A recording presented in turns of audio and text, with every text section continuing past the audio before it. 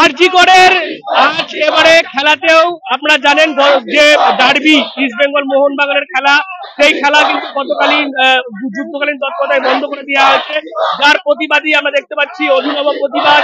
আজকে যে বিরল ছবি আমি দেখাতে বলবো, সেখানে ইস্ট বেঙ্গল এবং মোহনবাগান যারা সমর্থক রয়েছে তারা একসঙ্গে বৃষ্টিকে উপেক্ষা করে তারা কিন্তু এই মুহূর্তে প্রতিবাদ দেখাচ্ছে।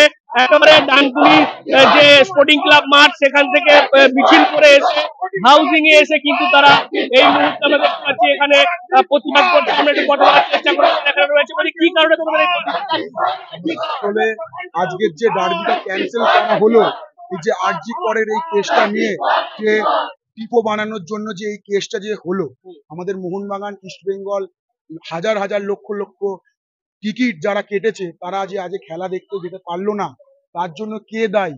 এই যে ডুরান্ট কমিটি যে ক্যান্সেল করলো, এটা কার জন্য? যে ইস্ট বেঙ্গল মোহনবাগান প্লেয়াররা যে এটার বিরুদ্ধে যখন জাস্টিস চাইছে, তাদের অ্যাকাউন্ট যখন ব্যান করে দিচ্ছে, এটার জন্য কে দায়ী? আমরা সমর্থন, আমরা ইস্ট বেঙ্গল মোহনবাগান 365 দিন হয়তো আমরা প্রতিদ্বন্দ্বী, কিন্তু আমরা হলাম একই, আমরা ভাই, আমরা ভারতবাসী। Divided by club, united by nations, এটা আমাদের সবার আগে ভাবা উচিত। ঠিক আছে, এই জন্য আমরা এই যে আন্দোলনটা, এই যে র্যালিটা, এটাই করলাম। কারণ হলো এই যে র্যালিটার মাধ্যমে আমরা বলতে গেলাম আমরা ক্লাবের সমর্থনটাও চাইলে এটার জন্য জাস্টিস পেতে পারি। আমরা চাই এটা খুব তাড়াতাড়ি জাস্টিস পাক। আর আমার ভাই ইস্ট বেঙ্গল সমর্থন যদি বলো। আমাদের এইটা করার একমাত্র কারণ, সকাল ভোর 4টে-5টা থেকে আমরা উঠে লাইন দিয়ে টিকিট কাটি, তখন আমাদের ঠিক তার খেলার আগের দিন আমাদের জানানো হচ্ছে যে ডার্বি ক্যান্সেল। সেইটা আমাদের বড় দুঃখ। তারপরে বাংলার মেয়ে, আমরা সামনেই দুর্গাপুজো, মা দুর্গার মূর্তি, আমরা মা দুর্গাকেও পুজো করি, সেরকম বাংলার মেয়েকেও আমরা পুজো করি। আমরা চাইবো বাংলার মেয়ে বিচার পাক, আর সেইটার জন্যই আমরা আজকে ইস্ট বেঙ্গল এবং মোহনবাগান সবাই মিলে একসাথে প্রতিবাদ জানাচ্ছি, রাস্তায় নেমেছি, দরকার পড়লে আবারও নামবো। আমার নাম আগ্নিক মুখার্জি, ডানকুনি ইস্ট বেঙ্গলিয়ান্সের অ্যাডমিন। শুধুমাত্র ছেলেরা নয়, আমি দেখাতে বলবো এখানে মেয়েরাও কিন্তু তারা পথে নেমেছে।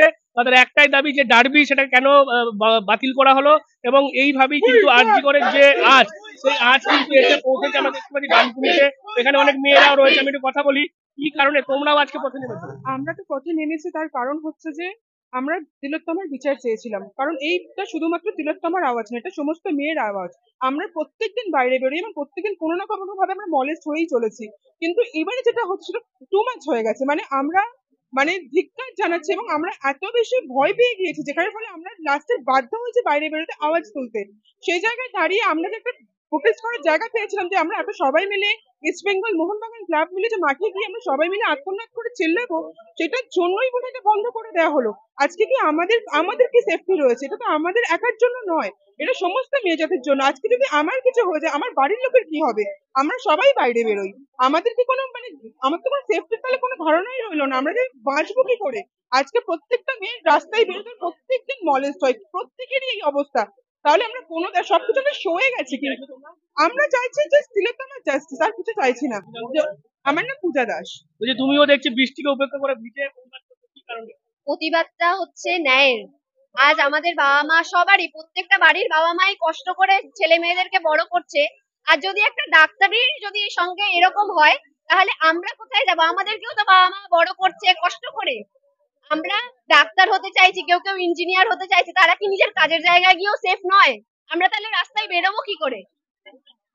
আমরা আরজি করের প্রতিবাদ, প্রতিটা মেয়ের প্রতিবাদ, আমরা রাস্তায় দাঁড়িয়েছি, আমরা জাস্টিস চাই। 4 দিন হয়ে গেছে, এখনো পর্যন্ত কোনো জাস্টিস পাওয়া যায়নি, আর জানিও না কবে জাস্টিস পাওয়া যাবে। ইতিমধ্যেই যেন জাস্টিসটা পাওয়া যায়, এটাই দাবি জানাচ্ছি। অয়ন্তিকা দেবনাথ। বুঝতেই পারছো একেবারে এবারে নেক্সট র্যালি যে করবো, সেটা কিন্তু আমরা মুখ্যমন্ত্রীর বাড়ির সামনে করব, কারণ এর পরে কিন্তু আর কোনো উপায় নেই আমাদের কাছে। নেক্সট র্যালি মুখ্যমন্ত্রীর বাড়ির সামনে, জন্য মুখ্যমন্ত্রী এর পরেও কোনো স্টেপ নিচ্ছে। বুঝতেই পারছেন একেবারে এই যে আন্দোলন, সেই আন্দোলন শুধুমাত্র আর রাজনীতিতে নেই, এখন কিন্তু খেলার মধ্যে ঢুকে গেছে, কারণ খেলা হবে না এমনটাই কিন্তু ডার্বির ম্যাচে দেখা গেল। এবং যার কারণেই আজকে আমরা দেখতে পাচ্ছি, দেখাতে বলবো, ইস্ট বেঙ্গল মোহনবাগান সমর্থকরা একসঙ্গে, একেবারে বিরল দৃশ্য, এর আগে ইতিহাসে কখনো কিন্তু দেখা যায়নি। সেই ছবি আমরা ডানকুনি দেখতে পেলাম।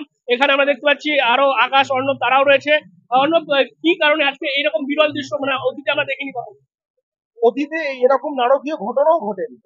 একটি কর্তব্যরতা চিকিৎসককে প্ল্যান করে মার্ডার করে সেটাকে আত্মহত্যা বলে চালানো, এক সপ্তাহ ধরে সেটাকে বিভিন্ন ভাবে সেটার মোড় ঘোরানোর প্রচেষ্টা, ইভেন সেটার আজ থেকে ফুটবলও বাদ যায়নি। আজকে একটি স্বতঃস্ফূর্ত ডার্বি ছিল, খেলা হবে স্লোগান দিয়ে তারা খেলা বন্ধ করে দিতে চাইছে। এই জন্য আজকে সারা বাংলার আপামর জনগণ, ইস্ট বেঙ্গল মোহনবাগান সমর্থকরা আজকে মাঠে নেমেছে। কেন ফুটবলেরও কণ্ঠরোধ করা হলো? ফুটবল এমন একটা মাধ্যম যার মাধ্যমে সারা পৃথিবীতে লোকে প্রতীকী আন্দোলন করে। ব্ল্যাক লাইভস ম্যাটার থেকে শুরু করে সারা বিশ্বের ইন্টারন্যাশনাল নানান বিষয়কে ফুটবল মাঠে প্রতীকী প্রতিবাদ হিসেবে তুলে ধরা হয়।